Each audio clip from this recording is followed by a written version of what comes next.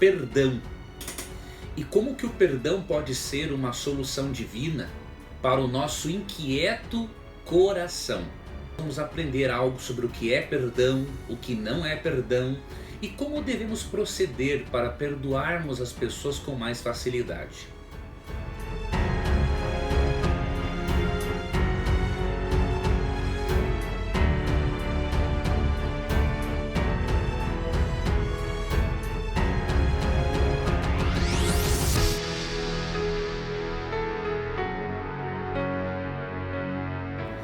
Primeiramente, se eu disser para você que perdoar é fácil, eu estou mentindo. Perdoar não é fácil porque a nossa natureza humana naturalmente não gosta de perdoar. Perdoar é algo divino. E por isso, para perdoarmos alguém, precisamos recorrer a Deus para pedir forças a fim de perdoarmos e precisamos cumprir a nossa parte em dar um passo de fé, em fazermos o nosso esforço. Podemos dizer que o perdão é o resultado da combinação entre o poder de Deus e o esforço humano, mas o poder de Deus é o que mais está em ação, tá? E que o perdão é de origem divina, você pode ler, por exemplo, Romanos capítulo 5, versos 7 e 8. Ali é dito que Cristo morreu por nós, sendo nós ainda pecadores. Ou seja, nós nem merecíamos o perdão, nós nem pedimos o perdão, e Cristo nos perdoou e morreu na cruz voluntariamente para nos salvar da morte eterna. Então esse texto de Romanos 5, 7 e 8 mostra que o perdão é divino. E por isso, você e eu precisamos dar um passo de fé, fazer um esforço e nos apegarmos a este poder se quisermos realmente perdoar alguém. E para perdoar uma pessoa, em alguns momentos nós teremos de enfrentar o nosso passado. Não vai adiantar fugir dele. Foi o que aconteceu com José. José havia se tornado governador no Egito. Ele foi capaz, pelo poder de Deus, de interpretar um sonho de Faraó. E ao interpretar esse sonho, Faraó deu grande autoridade para José. Acima de José, somente Faraó. E José administrou aquele reino no momento em que o mundo seria atacado por uma grande fome. Foi isso que Deus revelou em sonhos para Faraó. E José foi usado por Deus para interpretar o sonho. E Faraó viu em José um homem capaz, habilitado para administrar a situação enquanto o mundo estava passando por abundância e a fome não chegava. Só que a fome bateu no mundo. O Egito estava com fartura, tinha muito estoque de alimento e obviamente que as nações ao redor começaram a recorrer ao Egito para comprar alimento. E quem teve que recorrer ao Egito? Os irmãos de José.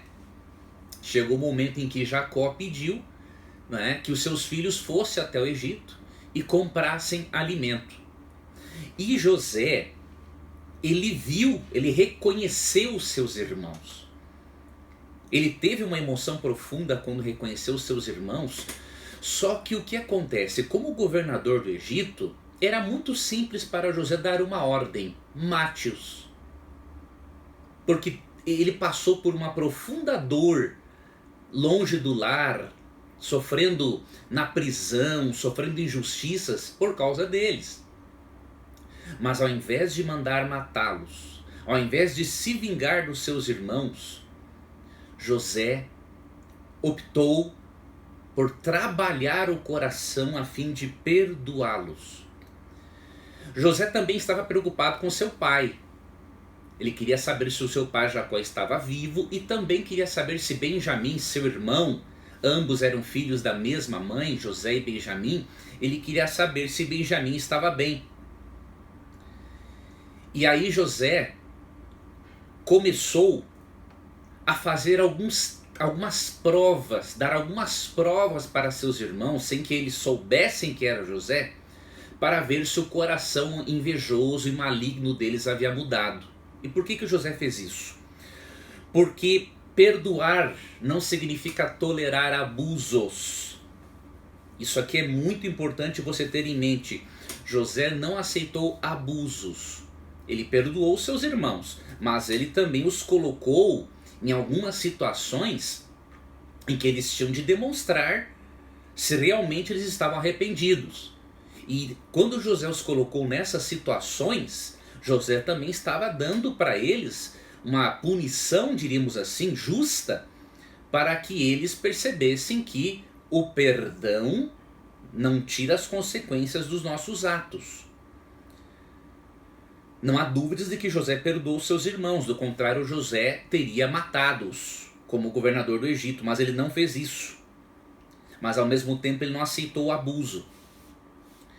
Porque quando os seus irmãos voltaram, ele disse que queria que depois eles trouxessem uma prova de fidelidade. E esta prova deveria ser Benjamim. E nós vamos entrar mais em detalhes sobre isso, mas por que não devemos tolerar abusos, mesmo que perdoemos? Porque de acordo com 1 Coríntios 6, versos 19 e 20, o nosso corpo é o templo, o santuário do Espírito Santo. E o verso 20 diz que o nosso corpo foi comprado por alto preço, que é o sangue de Cristo derramado na cruz. Então você e eu pertencemos a Deus duas vezes, pela criação e pela salvação.